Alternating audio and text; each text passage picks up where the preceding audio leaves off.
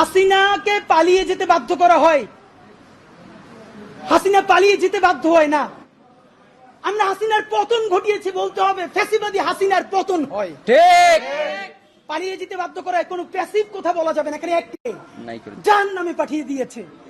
এর মানে কি এইটা যে বিচারিক হত্যাকাণ্ড বললে জামাতের যেই নেতাদের ফাঁসি হয়েছে তারা যদি একটা অ্যাডভান্টেজ পেয়ে যায় কিনা, আপনারা কি সে ভয় থেকে বিচারিক হত্যাকাণ্ডের কথা বলেন নাই? প্লিজ এটা আপনাদেরকে বন্ধ করতে হবে। এবার বন্ধুরা, ঘোষণাপত্রের ফিডব্যাক। হাসিনাকে পালিয়ে যেতে বাধ্য করা হয়, হাসিনা পালিয়ে যেতে বাধ্য হয় না। আমরা হাসিনার পতন ঘটিয়েছি বলতে হবে, ফ্যাসিবাদী হাসিনার পতন হয়। ঠিক।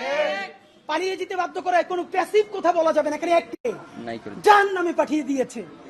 এর মানে কি এইটা যে বিচারিক হত্যাকাণ্ড বললে জামাতের যেই নেতাদের ফাঁসি হয়েছে তারা যদি একটা অ্যাডভান্টেজ